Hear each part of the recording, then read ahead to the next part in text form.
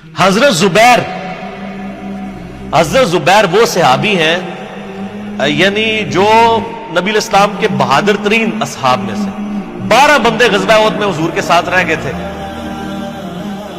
700 میں سے غزوہ احد کے اندر، ان میں سے ایک حضرت زبیر بھی تھے، اور یہ تلوار کمال کی چلاتے تھے، اکیلے میدان جنگ میں آگے چلے جاتے تھے۔ بخاری میں آتا ہے کہ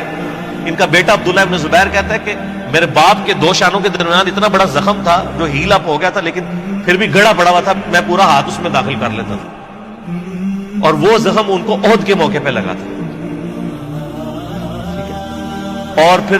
اسی حدیث میں بخاری کے آتا ہے کہ جنگ یرموک کے موقع پر لوگ یعنی لیڈر کے اوپر چل رہے ہوتے ہیں، تو حضرت زبیر بھی ایک اسکواڈ کو لیڈ کر رہے تھے، تو لوگوں نے کہا حضرت آپ آگے جائیں، انہوں نے کہا جب میں آگے جاؤں گا تو میرے ساتھ کوئی نہیں آگے جا سکتا۔ وہ اکیلے گھوڑے کو انہوں نے جو ہے وہ ایڑی لگائی اور رومن امپائر کی یعنی فوج کے اندر گھس گئے، اور کوئی بھی ان سے لڑنے کے لیے تیار نہیں ہوتا تھا، اتنی بہادری تھی ان، لیکن جنگ جمل میں حضرت علی کے مقابلے پہ آ گئے۔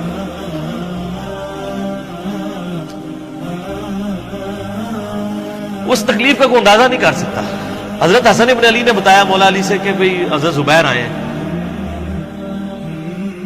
تو حضرت علی نے کہا کہ رکو میں خود چاہتا ہوں۔ گئے، کہا زبیر یاد ہے وہ دن جب نبی تم مجھ سے بڑا پیار کر رہے تھے، پھوپھی ذات تھے نا، نبی الاسلام کی پھوپھی کے بیٹے ہیں حضرت زبیر بن عوام رضی اللہ تعالی۔ تو حضور نے تم سے ایک بات کہی تھی کہ تم علی سے اتنی محبت کرتے ہو، ایک دن آئے گا کہ تم تلوار لے کے علی کے خلاف کھڑے ہو جاؤ گے۔ تو تم نے کیا کہا تھا؟ یا رسول اللہ میں علی کے خلاف کھڑا ہوں گا؟ اور میں ہاں تم اس وقت ظالم ہو۔ تو حضرت زبیر جو ہے وہ ان پہ غشی طاری ہو گئی، گھوڑے کو یعنی وہ حضرت علی کا پھر سامنا نہیں کر سکے، میدان جنگ سے واپس چلے گئے۔ تو بعد میں حضرت علی کے فوجیوں میں سے ایک بندے نے جا کے پیچھے ان کو دھوکے سے قتل کر کے تو لا کے تو سر حضرت علی کے سامنے رکھا، تو حضرت علی نے کہا کہ زبیر کے قاتل کو میں دوزخ کی بشارت دیتا ہوں، کیونکہ زبیر جنتی تھا۔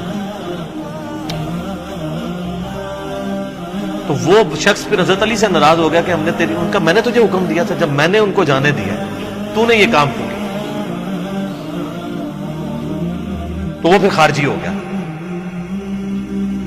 اور یعنی یہ وہ محبت تھی، وہ جہاں محبت تھی وہ نظر آتی تھی۔ ظاہر ہے کہ ایک بندے کی ایک غلطی سے اس کی پوری زندگی 0 سے ملٹیپلائی نہیں ہو جاتی، جس نے اتنا کچھ دین کے لیے کنٹریبیوٹ کیا کبھی نہیں ہو سکتا ایسا۔ حضرت علی کو بھی اس بات کا پتہ تھا۔ بہرحال یعنی اللہ تعالیٰ ان سے راضی ہو، اسی لیے نبی علیہ السلام کی اس حدیث یعنی وہ حضرت علی کے اس قول کو حضرت علی فٹ کیا کرتے تھے، حضرت زبیر، طلحہ اور حضرت عثمان ابن عفان پہ رضی اللہ عنہ۔ باقی آپ میرا کربلا والا ریسرچ پیپر پڑھیں تو آپ کو پتہ چلے گا کہ کتنی یعنی مشکل وقت حضرت علی نے اپنی خلافت میں دیکھا اس حوالے سے۔ یعنی مصنف ابن ابی شیبہ میں آپ کے مخالفین کی لاشیں بھی ہیں، ان پہ بھی حضرت علی گریہ کر رہے ہیں، ایک ایک کی لاش اٹھا کے اس کو صاف کر رہے ہیں۔ حضرت طلحہ کا بیٹا تھا محمد بن طلحہ، اس کی لاش دیکھی تو رو پڑے گا، حالانکہ وہ مخالفت میں لڑنے آیا تھا۔ پھر حضرت حسن سے کہا کاش میں جنگ جمل سے 20 سال پہلے ہی مر گیا، میں یہ دن۔ ایک ایسا شخص جس نے 8 سال کی عمر میں اسلام قبول کیا، جس نے اسلام کو 0 سے 3 براعظموں میں پھیلتے ہوئے دیکھا، اور اب اس کو بڑھاپے میں یہ دن دیکھنے پڑ رہے ہیں کہ اس کے سامنے اسلام کا شرازہ بکھر رہا ہے، کہ مسلمانوں سے لڑ رہے ہیں۔ ایک ایک جنگ میں 8-8 10 ہزار لوگ، جن میں مرنے والے صحابہ ہیں حضور کی تربیت یافتہ، جو ایک آواز کے اوپر حضور کی لبیک کہنے والے تھے، شیر و شکر تھے آپس میں۔ آپ اندازہ کر سکتے ہیں۔ اسی لیے حضرت علی جو ہیں وہ یعنی کوفے میں شہر سے باہر آپ کو پتہ ہے کنویں ہوا کرتے تھے، اکیلے جا کے کنویں پہ بیٹھ کے رویا کرتے تھے کہ اللہ اس امت کے ساتھ کیا ہو گیا۔ کوشش کرتے رہے، اینڈ رزلٹ یہ ہے کہ وہ